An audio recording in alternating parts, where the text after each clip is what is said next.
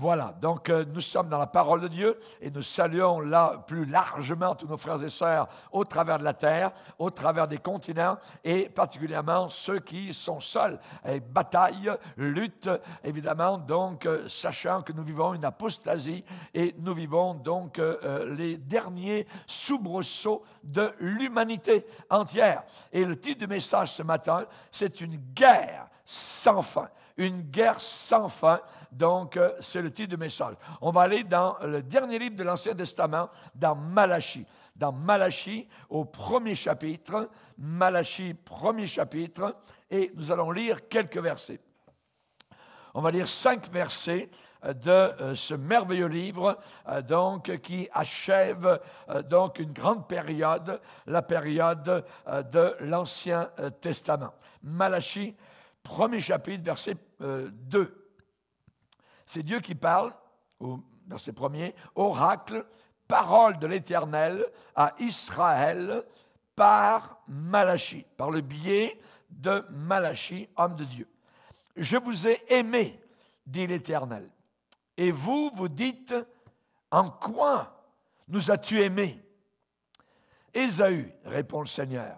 Ésaü, n'est-il pas le frère de Jacob, dit l'Éternel? Cependant, même si son frère, j'ai aimé Jacob et j'ai eu de la haine pour Ésaü. J'ai fait de ces montagnes une solitude, un désert. J'ai livré son héritage aux chacals du désert. Si Édom dit, les descendants d'Ésaü, Édom, les Édomites, si Édom dit, nous sommes détruits, nous relèverons les ruines. Ainsi parle l'Éternel. Qu'ils bâtissent, je renverserai. Et on les appellera pays de la méchanceté, peuple contre lequel l'Éternel, écoutez bien, irrité, en colère, pour toujours. Peuple contre lequel l'Éternel est irrité pour toujours. Vos yeux le verront et vous direz, grand est l'Éternel par-delà les frontières d'Israël. Seigneur, nous sommes devant toi ce matin. Nous te bénissons pour la part que nous avons à ta table. Notre âme a soif de toi, notre âme a faim de toi. Et nous désirons mieux te connaître, pour mieux te faire connaître. Nous désirons te servir, Seigneur, et non pas nous servir de toi. Nous voulons, Seigneur, ne pas être englobés dans cette apostasie de la fin des temps. Mais nous désirons, Seigneur, jusqu'à la fin, rester fidèles à tes commandements et à ta sainte parole. Sola Scriptura, seulement les Écritures. Voilà le fanion, voilà le slogan, la devise, Seigneur, que nous voulons porter bien haut. Dans le nom puissant de Christ Jésus et pour ta seule, ton unique gloire. Amen et amen. Et tout le peuple dit amen, amen. On peut s'asseoir, frères et sœurs, chers amis. Alléluia. C'est une guerre sans fin. C'est une guerre sans fin. Je vais vous parler ce matin et ce soir, dans les 2 messages, particulièrement de cette guerre. Dans le monde de la technique, de la mécanique, on a des vis sans fin. Ça veut dire qu'il semble que le filage continue et continue jusqu'à ne jamais s'arrêter. Ce matin, ce n'est pas des vis que je voudrais vous parler, mais particulièrement d'une guerre sans fin. Une guerre qui ne finit pas, ça veut dire une guerre qui est continuelle. Une guerre qui ne s'interrompt pas, qui ne se termine jamais, qui ne s'achève jamais. Il y a beaucoup de choses dans le passage que nous venons de lire tout à l'heure qui nous parlent. Cette guerre perpétuelle. Dieu dit, j'ai aimé Jacob, j'ai eu de la haine pour Ésaü. J'ai fait de ces montagnes une solitude, j'ai livré son héritage aux chacals du désert. Chacal, certaines versions disent aux dragons du désert, aux démons du désert. Voyez? Et donc Dieu parle de quoi? Dieu parle particulièrement du lieu où vivaient les Édomites. Les Édomites. Édom, les Édomites, c'est les descendants, la postérité d'Ésaü. Les descendants d'Ésaü sont les Édomites. Et on lit par exemple dans Genèse 36 où il est dit, voici la postérité d'Ésaü qui est Édom. Ésaü qui est Édom. Et on a lu tout à l'heure dans Malachie, Édom, pays de la méchanceté. Pays de la méchanceté. Genèse 36, verset 8, Ésaü, c'est Édom. Verset 9, Ésaü, père d'Édom, dans le pays d'Édom, verset 16, verset 17, dans la descendance d'Ésaü, dans le pays d'Édom. Encore au verset 19, Ésaü, c'est Édom. Au verset 21, dans le pays d'Édom. 31, voici les rois qui ont régné dans le pays d'Édom. Béla, fils de Béor, régna sur Édom. On parle au verset 43 des chefs d'Édom. Et au verset 43 encore, c'est là Ésaü, père d'Édom. Donc, simplement, j'enfonce le clou pour vous montrer la relation qu'il y a entre Ésaü et Édom. Édom, les Édomites. Et Dieu, qu'est-ce qu'il dit? Eh bien, j'ai eu de la haine pour Ésaü, j'ai fait de ces montagnes une solitude, j'ai livré son héritage aux chacals du désert, aux animaux sauvages. Ça veut dire que les animaux sauvages allaient vivre là où les Édomites habitaient auparavant. Et si Édom dit, nous sommes détruits, nous relèverons les ruines, nous sommes appauvris, mais nous retournerons, nous reconstruirons les lieux désolés. Alors Dieu déclare, eh bien, qu'ils bâtissent. Moi, je vais renverser. Je renverserai, je jetterai tout à terre. Et on les appellera, et écoutez bien ce que Dieu dit, pays de la méchanceté. Nous devons souligner absolument la phrase qui suit dans Malachie 1er chapitre verset 4, « Peuple contre lequel l'Éternel est irrité pour toujours. » Pour toujours, à jamais. Oh, voyez, ça veut dire Dieu est en colère à jamais contre Édom, contre Ésaü. J'aimerais, et c'est une prédication très importante, autant ce matin que ce soir, la première partie et la deuxième, pour vous montrer la guerre spirituelle sans fin qui a lieu dans le cœur de ceux qui ont donné leur vie à Jésus. Et je vais vous expliquer. Une guerre perpétuelle existait déjà entre deux jumeaux. Dieu dit, Jacob et Ésaü, ne sont-ils pas frères? C'est deux frères. Jumeaux en plus, voyez. Et pourtant, cependant, malgré cette fraternité, j'ai aimé Jacob, j'ai haï, j'ai eu du dédain pour Ésaü. Ésaü, c'est Édom, on vient de le voir. Il y a une leçon formidable à apprendre sur cette guerre perpétuelle. La guerre entre Ésaü et Jacob. Et dans Genèse 25, c'est là où cette guerre a débuté. Et cela a un rapport avec nous aujourd'hui. Et je vais vous montrer au travers de l'enseignement, je vais vous montrer comment vivre dans la victoire, comment être vainqueur dans cette guerre. Alors il faut bien écouter attentivement, il va y avoir une bénédiction formidable dans votre vie. Au début, comment cela a débuté? Eh bien, à la naissance des deux garçons jumeaux. Ils sont nés en même temps. En même temps, voyez.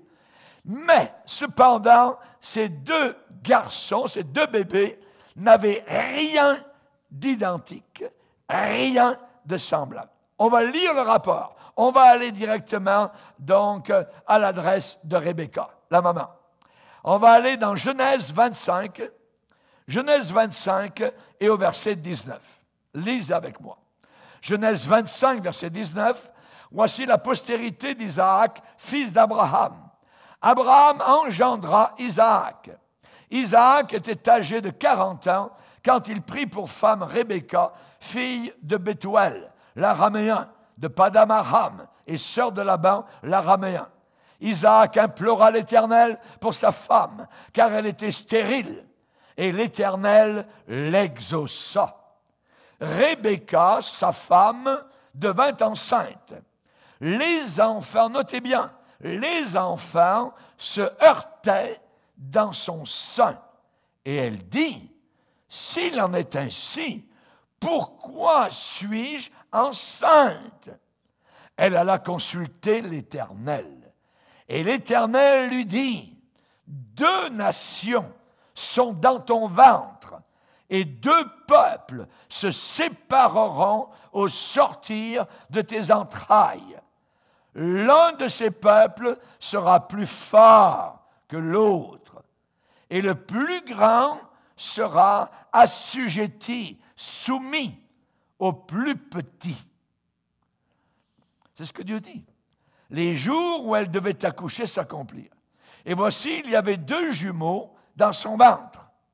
Le premier sortit entièrement roux, comme un manteau de poil, et on lui donna le nom d'Ésaü, qui veut dire roux. Ensuite sortit son frère, dont la main tenait le talon d'Ésaü, et on lui donna le nom de Jacob. Isaac, le papa, était âgé de 60 ans lorsqu'ils naquirent. Dans le passage que nous venons de lire, il y a quelque chose de très, très intéressant. Rebecca est enceinte, il y a 2 enfants, 2 bébés à l'intérieur de son ventre, et c'est toujours en train de se battre à l'intérieur de son ventre. Et Rebecca va voir le Seigneur. La Bible déclare cela. Voyez, elle consulta l'Éternel. Mais qu'est-ce qui se passe? Qu'est-ce qui se passe? Seigneur, qu'est-ce que c'est que cette bataille qui se passe en moi, dans mon ventre? Et l'Éternel répond à Rebecca, 2 nations sont dans ton ventre. 2 peuples différents vont se séparer au sortir de tes entrailles. L'un de ces peuples sera plus fort que l'autre, le plus vieux, le plus grand sera assujetti au plus jeune, au plus petit. Et ce n'est pas seulement une belle histoire, donc, sur l'histoire du peuple hébreu, tout ça. Non. Aujourd'hui, donnez-moi vos oreilles, donnez-moi votre esprit et votre cœur. Il faut que vous écoutiez cela parce que c'est très important. Vous allez apprendre une leçon qui va vous bénir pour le reste de votre vie sur terre. Une leçon de très grande valeur, une leçon merveilleuse et formidable. 2 nations différentes. Premièrement, le peuple édomite, Ésaü, qui représente la chair, et le peuple, deuxièmement, le peuple israélite qui représente l'esprit. C'est une typologie biblique, c'est une symbolique de la parole de Dieu. Il allait y avoir une guerre perpétuelle entre les 2 et pendant toute la vie. Ésaü, la chair, Jacob, l'esprit. Et je vais aussi vous montrer aujourd'hui, au travers des 2 prédications de ce dimanche, je vais vous montrer comment avoir la victoire sur la chair, comment vivre dans l'esprit, comment obtenir la bénédiction de Dieu. Il existe une guerre à l'intérieur de vous-même. Il existe une guerre à l'intérieur de moi-même. Exactement comme il y avait une guerre dans le ventre de Rebecca. On va aller dans Galates chapitre 5. Galates chapitre 5, verset 16. Galates chapitre 5, le verset 16. Paul enseigne en disant, je dis donc, voilà ce que je dis, marchez selon l'esprit. selon l'esprit. On sait que Jacob représente l'esprit. Et vous n'accomplirez pas les désirs de la chair. La chair est représentée par son jumeau, Ésaü. Car la chair a des désirs contraires à ceux de l'esprit. Et l'esprit en a de contraires à ceux de la chair. Ils sont opposés. Il y a une guerre opposée entre eux. Ils se heurtent l'un l'autre. Ils sont opposés entre eux afin que vous ne fassiez pas ce que vous voudriez. Si vous êtes conduit par l'esprit, vous n'êtes pas sous la loi. Et ensuite, il va citer les œuvres de la chair, l'idolâtrie, la dissolution, l'impureté, l'impudicité sexuelle, la magie, l'occultisme, les querelles, les jalousies, les disputes, les divisions, les hérésies, l'ivrognerie, et on peut en mettre la drogue aujourd'hui, les excès de table et des choses semblables. Et regardez bien ce qui est dit. Je vous dis d'avance, ça veut dire je vous prédis, je vous dis à l'avance, comme je l'ai déjà dit, que ceux qui commettent de telles choses n'hériteront pas le royaume de Dieu. Et s'ils n'héritent pas le royaume de Dieu, où est-ce qu'ils vont? En enfer. Verset 22. Mais le fruit de l'esprit, représenté par Jacob, le fruit de l'esprit, c'est l'amour, la joie, la paix, la patience, la bonté, la bénignité, la fidélité, la douceur, l'humilité, la tempérance, le contrôle de soi-même, contrôle de nos désirs sexuels, contrôle de notre langue, contrôle de nos pensées. Voyez? Et verset 24, ceux qui sont à Jésus-Christ ont crucifié la chair avec ses passions et ses désirs. Si nous vivons par l'Esprit, marchons aussi selon l'Esprit. Amen. Alléluia. Maintenant, j'aimerais vous dire ce que l'apôtre Paul ici est en train d'enseigner est très, très important. Voyez? Je dis donc, marchez selon l'Esprit et vous n'accomplirez pas les désirs d'Ésaü, les désirs de la chair. Ici, la chair, ce n'est pas la peau et les os, mais la chair, c'est la vieille nature adamique que nous avons héritée de nos parents depuis Adam. Pourquoi?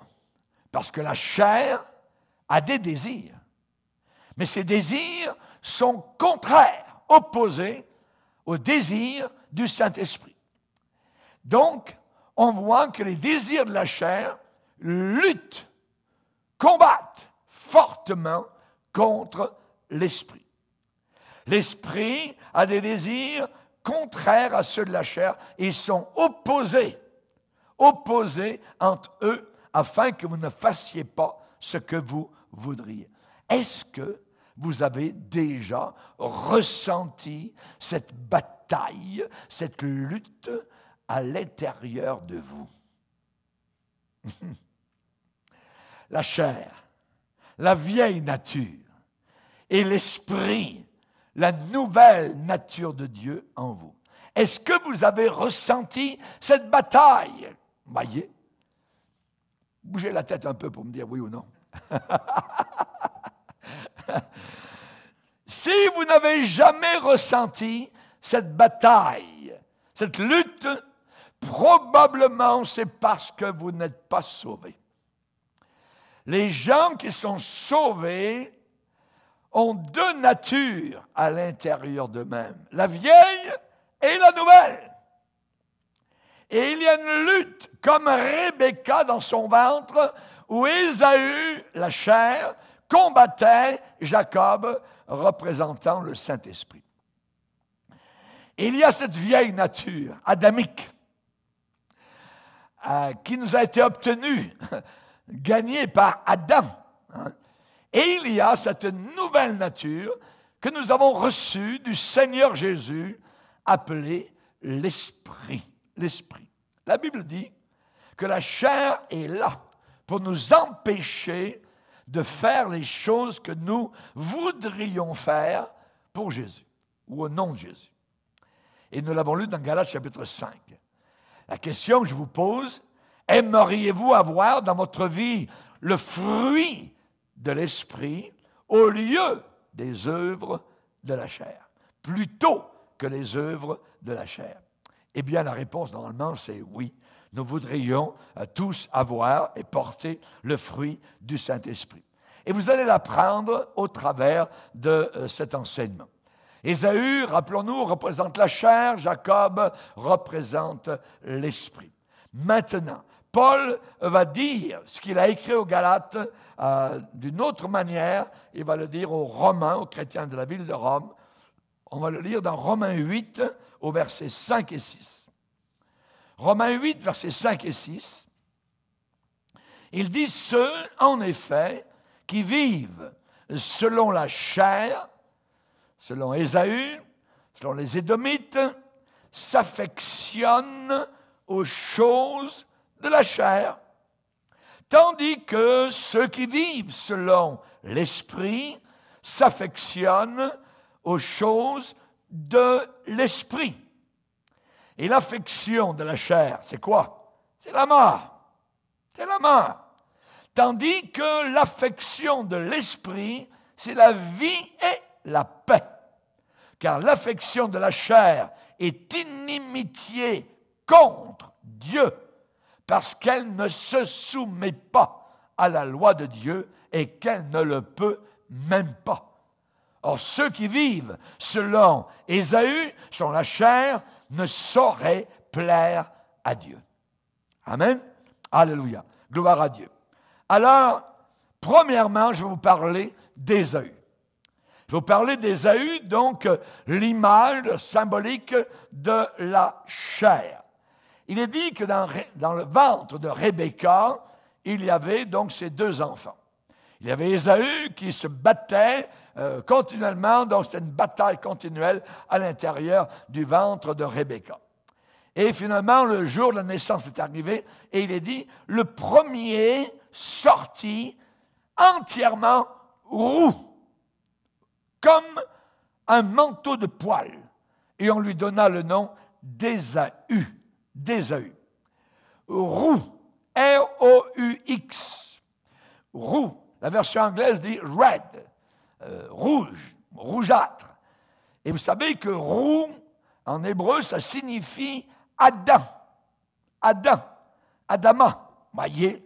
Donc Dieu, n'oublions pas, a appelé le premier homme qui est venu sur la terre, qu'il a créé, comment il l'a appelé? Roux aussi. Et il l'a appelé Adam. Ça veut dire la même chose. Adam et roux. Donc, on pourrait dire son surnom, c'est « Hey, salut rouquin, salut roux ». Oui, Adam. Et Adam, donc, a été fait à partir de quoi? À partir de la poussière de la terre, la poussière rougeâtre de la terre. Hein? Il est dit dans Genèse chapitre 2, Dieu forma Adam, voyez, Adama, c'est la même chose, Adam à partir de la poussière de la terre, rouge. Et Ésaü, eh bien, est pas mal, je dirais, comme Adam, un peu comme Adam. En réalité, Ésaü est né perdant. Il est né loseux. L'Éternel a dit à la maman, Rebecca, 2 nations sont dans ton ventre, 2 peuples différents se sépareront au sortir de tes entrailles. L'un de ces peuples sera plus fort que l'autre, et le plus grand, Ésaü, sera assujetti au plus jeune, au plus petit. Ce que Dieu dit, c'est que Ésaü, ou l'esprit d'Ésaü, sera vaincu à la fin, ultimement vaincu, assujetti au plus petit. Ésaü était le plus âgé, de quelques secondes, mais le plus âgé, puisqu'ils sont nés en même temps, jumeaux. Ésaü était le plus âgé de quelques instants.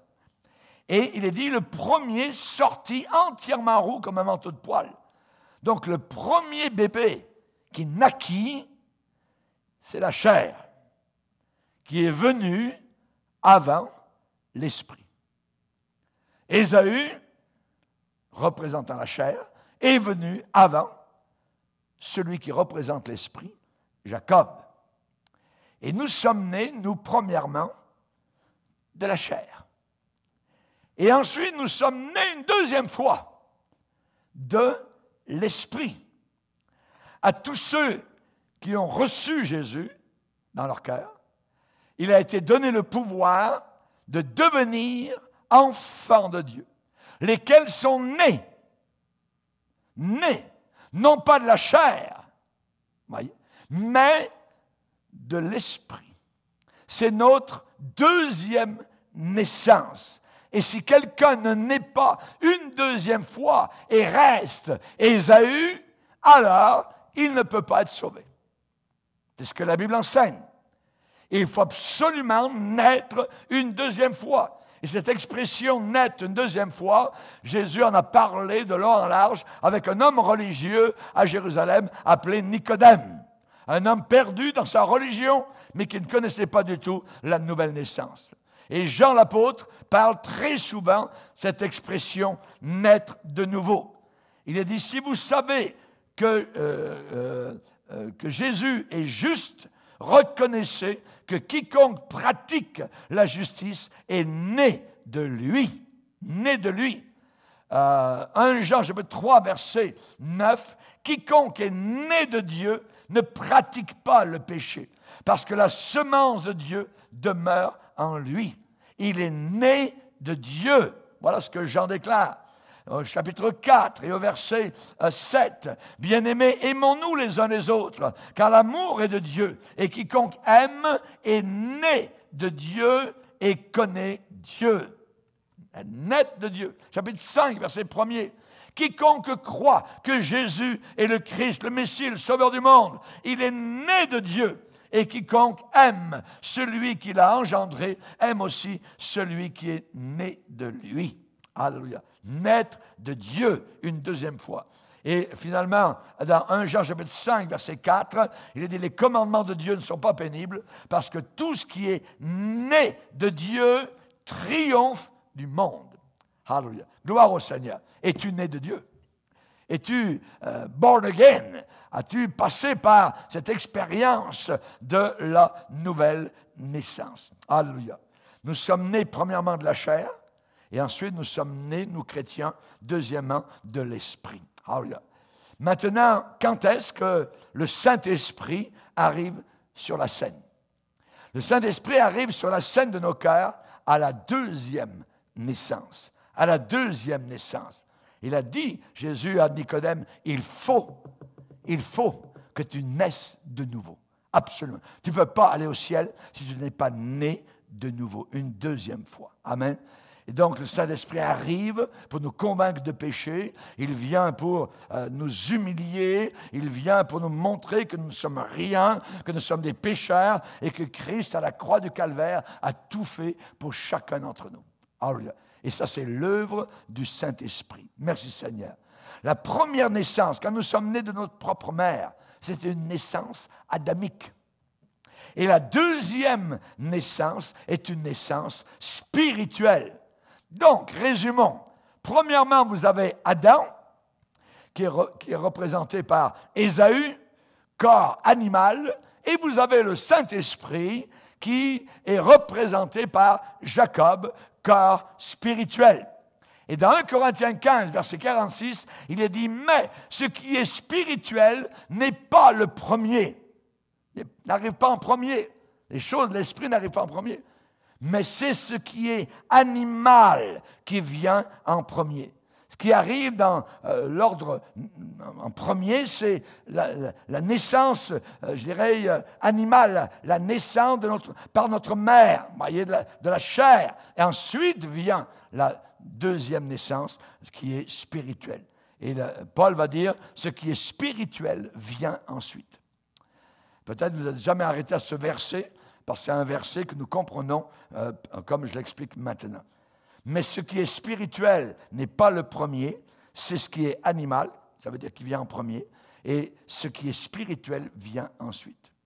Et au verset 47, Paul dit, le premier homme tiré de la terre est terrestre, et le deuxième homme est du ciel. Hallelujah. Si vous êtes né de nouveau, vous êtes du ciel. Mais le premier homme de la terre ne peut pas aller au ciel. Il faut qu'il naisse de nouveau. Amen. Gloire au Seigneur. Par le sang de Jésus et au moyen de la repentance. Alors, dans cet enseignement, vous allez très vite découvrir qu'Ésaü est opposé aux choses de Dieu. Il représente la chair. Il est opposé. Et qu'est-ce qui est dit lorsque les deux enfants étaient dans le sein de Rebecca? Les enfants se heurtaient dans son sein. Les enfants s'opposaient, ils luttaient dans le sein de Rebecca. C'est bien différent, évidemment, du bébé Jean-Baptiste, qui, lui, sautait de joie quasiment, donnait des coups de pied. Il était tout seul dans le ventre de sa mère, vous voyez, Élisabeth. Et quand Élisabeth a rencontré Marie, la mère du Sauveur, Jean-Baptiste, pop, a donné un petit coup de pied. Vous voyez, il était tout content, tout heureux. Mais là, nous avons Rebecca, qui en a deux, et eux se battent déjà dans son sang, l'un contre l'autre. Il y avait une guerre dans le ventre de Rebecca. Et il semble que même dans le sein de leur mère, Ésaü essayait d'attraper Jacob, d'avoir Jacob. Hein? Je répète, je vais enfoncer le clou, Ésaü représente la chair. Jacob, c'est une image de l'esprit en vous. Et il est dit dans Genèse 25, ses enfants grandirent. Ésaü devint un chasseur habile, un homme des champs. Mais Jacob était un homme tranquille qui restait sous les tentes. Genèse 25, verset 27. Jacob était tranquille. Hein, en anglais, c'était plain. Il était en paix, tranquille, à la maison. En hébreu, le mot c'est tam. Et ça veut dire, il était droit, il était propre, il n'était pas souillé, pas pollué. Et Dieu met un contraste entre les deux. J'ai aimé Jacob, j'ai eu de la haine, de l'aversion pour Ésaü. Donc, Dieu met en contraste les deux jumeaux. Ésaü, c'est l'homme poilu, l'homme roux, l'homme de la terre, l'homme des champs, avec un instinct de tueur. Sa passion, c'est tuer. Sa passion, c'est chasser. C'est voir l'animal abattu. Jacob, lui, c'est l'homme tranquille, simple, clair. On va découvrir plus tard qu'il était berger.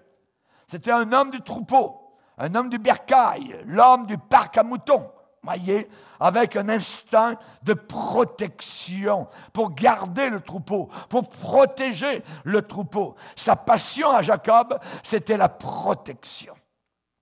Les pensées d'Ésaü, c'était sur les choses de la terre, les choses terrestres. Et la Bible déclare qu'un jour, Jacob faisait cuire un potage.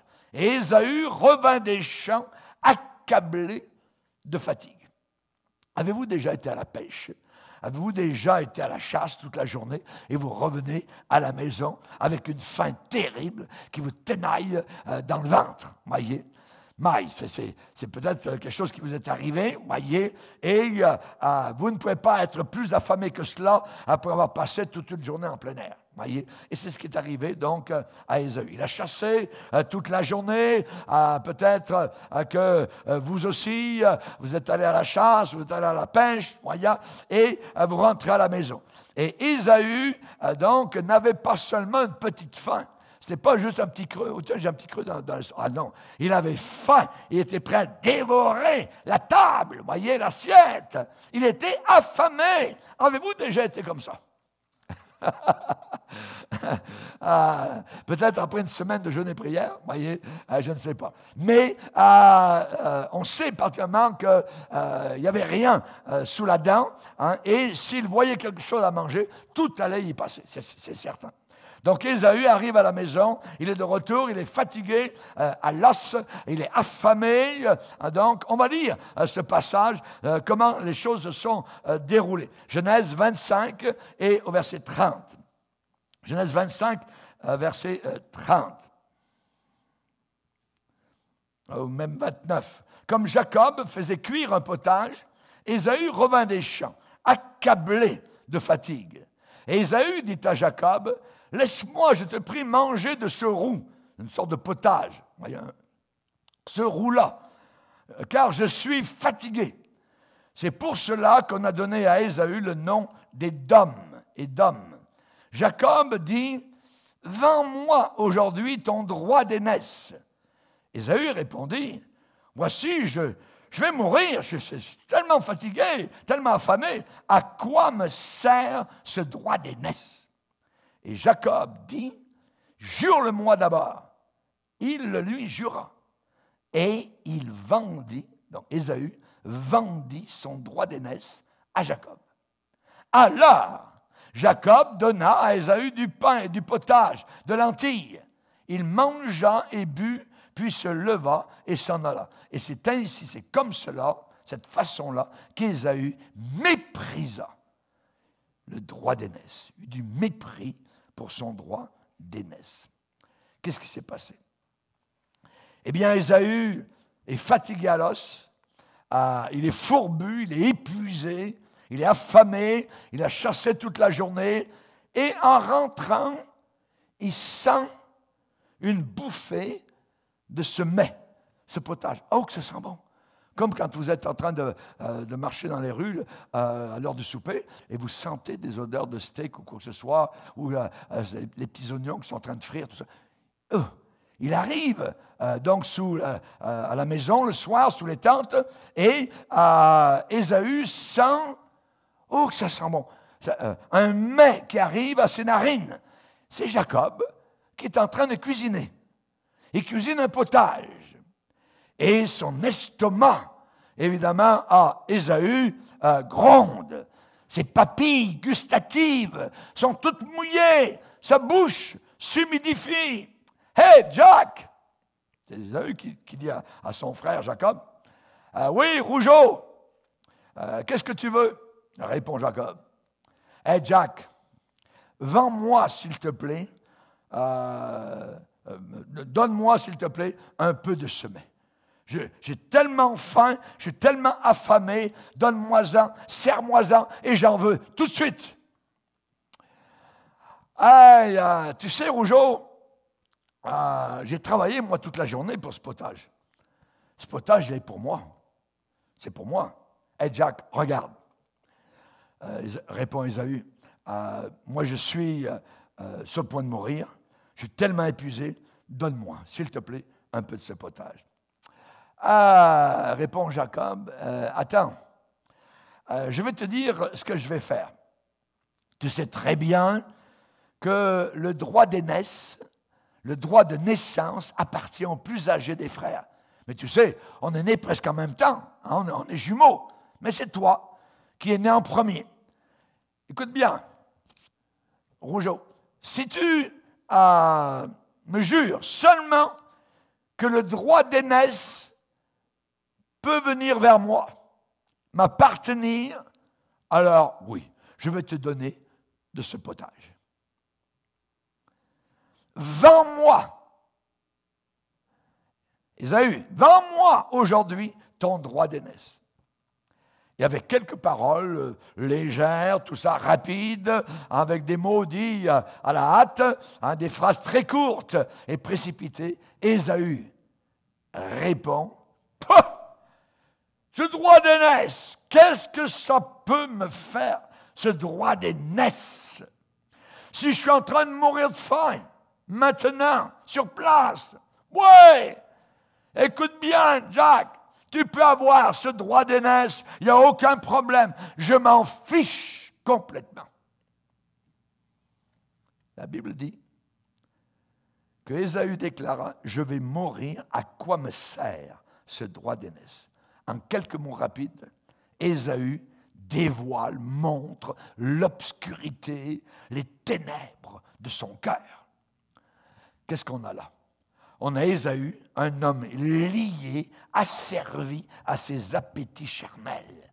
C'est un homme qui est soumis à sa chair, un homme qui est maîtrisé par ses glandes, un homme qui n'a aucune valeur spirituelle, qui est destitué de toute valeur de l'esprit. Voilà le symbole de la chair. Un homme prêt à négocier, un homme prêt à échanger, à vendre les choses éternelles pour ce qui est juste, temporel, passager. C'est à peu près comme vendre l'Alaska pour $1. C'est inimaginable. La Bible dit, il vendit son droit d'aînesse pour un potage. Pas un potage. Ésaü était bien plus intéressé de ce qui est physique, de ce qui est spirituel. La Bible dit, acquiert la vérité et ne la vend pas. Ne la dilapide pas. Et lui, Ésaü, a vendu les choses de l'esprit, les choses de Dieu, les choses éternelles pour les choses temporelles. Tout de suite, satisfaire sa chair, ses appétits, sa convoitise. La Bible parle de certains dans Philippiens, et l'apôtre Paul n'en parle pas, je dirais, avec des mots très, élogieux. Il dit, il en est plusieurs qui marchent en ennemis de la croix de Christ. Je vous en ai souvent parlé, et j'en parle maintenant encore, en pleurant, en pleurant. Et qu'est-ce qu'il dit? Eh bien, ces gens-là, leur fin, l'important c'est la fin, comment ça va se terminer? Leur fin sera la perdition, l'enfer éternel. Ils ont pour Dieu, avec un petit dé, leur ventre, leur sensualité, leur désir à réaliser tout de suite, tout de suite, tout de suite, comme Ésaü, la chair. Et ils mettent leur gloire dans ce qui fait leur honte. Et ils ne pensent qu'aux choses de la terre. Ils ne pensent qu'aux choses de la terre. Et Paul de dire, mais nous, eh bien, gens de l'esprit, notre vie, là, nous, elle est dans les cieux, dans les cieux. Nous vivons pour les choses de l'esprit, les choses de Dieu. Alléluia. Donc nous voyons particulièrement que Ésaü a sacrifié, il a dilapidé, il a vendu ce qui est permanent, les choses de Dieu, sur l'autel de l'immédiat, sur l'autel de l'instantané, le tout de suite. La Bible dit que nous, chrétiens de l'esprit, nous regardons non pas aux choses visibles, parce que les choses visibles sont passagères, mais nous regardons aux choses éternelles, les choses de Dieu, les choses de l'esprit, les choses de la Bible. Alléluia, gloire au Seigneur. Voulez-vous savoir ce que Dieu a pensé de tout ça? Eh bien, la Bible dit dans le Nouveau Testament, en parlant de ce qui est arrivé avec cette histoire de potage et de droit d'aînesse qui a été vendu, eh bien, il dit, veillez à ce qu'il n'y ait parmi vous ni impudique sexuel, ni profane comme Ésaü, ni profane comme Ésaü, qui pour un mets vendit son droit d'aînesse. Pour un mets a vendu son droit d'aînesse. Pour une bouchée de nourriture, il a vendu son droit d'aînesse. Et c'est pour cela que Dieu l'a appelé un profane. Un profane. Ça ne signifie pas que Ésaü a blasphémé. Non, non, non, non, non. Vous savez ce que ça veut dire profane dans l'étymologie du mot? Profane, ça veut dire tourner le dos au temple. Ça veut dire tourner le dos à Dieu. C'est ça, profane. Ça veut dire c'est placer les choses spirituelles derrière soi. Et on place les choses matérielles devant soi. Donc on a affaire, les profanes sont tous des matérialistes. C'est ce qu'Ésaü était. Jacob était différent. Jacob pensait aux choses de l'esprit. Il avait un cœur, une âme spirituelle. Jacob dit, « Hey, Ésaü, vends-moi aujourd'hui ton droit d'aînesse. » Et dans un sens, Jacob, eh bien, lui, il a joué un tour. C'est vrai, il a mal agi. Il a fait vendre par ruse. Il a usurpé le droit d'aînesse. Il a piégé son frère, il l'a manipulé. Mais ne passez pas à côté de la vraie chose. Le point, actuellement, maintenant, dans cet enseignement, ce n'est pas de savoir si Jacob a obtenu le droit d'aînesse de la bonne manière ou non. C'est que Jacob le voulait. Il voulait les choses de Dieu, il voulait les choses de l'esprit, et Ésaü n'y tenait pas particulièrement. Jacob, on peut dire, avait un cœur pour Dieu. Il était un homme sur le cœur de Dieu. Il aimait les choses de Dieu. Il avait son affection sur les choses d'en haut. Tandis que les affections d'Ésaü étaient sur les choses d'en bas, sur les choses de la terre. Et en étudiant la vie de Jacob, c'est vrai que Jacob n'a pas toujours fait les choses de manière correcte. Il a fait plusieurs erreurs, mais cependant, Dieu l'a aimé. J'ai aimé Jacob, malgré quelques fourberies, quelques pièges, ainsi de suite, mais j'ai haï Ésaü. Jacob avait un cœur pour Dieu.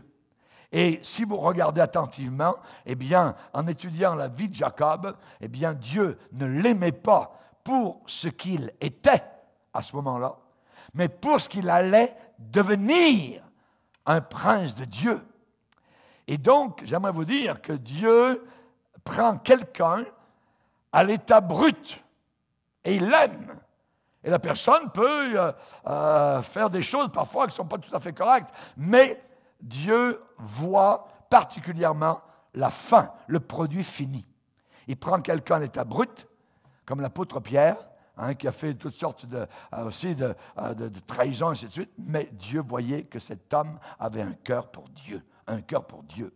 Donc, Dieu n'aimait pas Jacob pour ce qu'il était, mais pour ce qu'il allait devenir. Dieu a vu en Jacob quelqu'un qui avait un cœur pour Dieu. Vous savez, j'ai été pasteur de nombreuses années. Et j'ai vu beaucoup dans les églises des Ésaü et des Jacob. Et des Jacob. Ésaü, dans l'église, c'est le véritable, je dirais, homme viril, l'homme poilu, en surface. Il est bien meilleur que Jacob. Il a plus de chances de réussite. Et si vous aviez à choisir entre les deux pour le succès, vous ne choisiriez pas Jacob, vous choisiriez Ésaü. Ésaü, c'est le gars viril, costaud, débrouillard, très manuel. C'est un gars de garage, un gars de voiture, un gars de peinture. Ésaü, c'est le gars avec du poil sur la poitrine et sur les bras. Un chasseur, un gars tough, qui pouvait faire son propre chemin dans la vie et toujours s'en sortir. Mais Jacob n'était pas comme ça. Certains auraient appelé Jacob une poule mouillée, voyez, un faible, dans les jupes de maman, le petit garçon à maman. Il restait à la maison, était tranquille. Et sa mère, Rebecca, semblait évidemment le couvrir tout le temps. Sa mère ne le laissait même pas avoir une amie de fille, un rendez-vous. Non.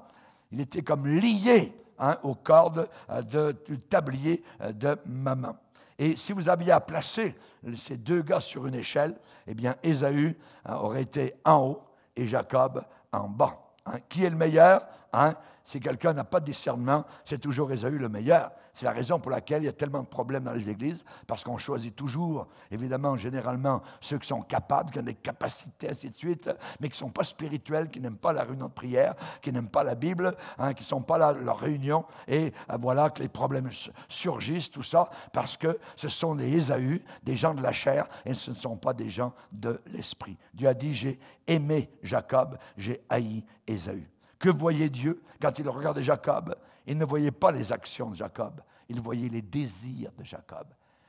Jacob désirait les choses de Dieu, il voulait connaître Dieu encore plus. Jacob, faible comme il était, voyez, parfois chutant, parfois trichant, parfois s'effondrant, parfois mentant, voyez, mais au très fond de son cœur, Jacob avait un cœur pour Dieu. Et au travers de toutes mes années de ministère, eh bien, moi, généralement, je cherche des gens qui ont peut-être moins de capacité, mais qui aiment le Seigneur, qui ont un désir pour Dieu, qui veulent le suivre, qui ne sont pas parfaits, mais qui véritablement veulent le servir de tout cœur. Un cœur pour Dieu. Hallelujah. Et quand on met en place les Ésaü plutôt que les Jacob sur des comités ou comme diacre ou diaconesse ou dans d'autres endroits de l'Église pour servir, eh bien, on se dit, le gars peut le faire. Voyez, sont généralement les gars qui peuvent arriver à checker les choses, à faire bouger les choses, tout ça. Mais savez-vous que moi, personnellement, ce que je recherche, eh bien, sur un comité ou sur un staff, ce sont les Jacob. Ce sont les gens qui ont peut-être moins de capacité, mais qui aiment Dieu, qui aiment les choses de l'Esprit de Dieu, qui ont faim et soif du Seigneur. Amen. Alléluia. Et c'est, je dirais, cette sorte de personne que Dieu aime. J'ai aimé Jacob. et j'ai haï la chair. Amen. Que le Seigneur puisse nous aider. On va prier le Seigneur maintenant ensemble. Seigneur, nous sommes devant toi. Nous sommes en ta présence, Seigneur, et nous voulons, Seigneur, crucifier la chair.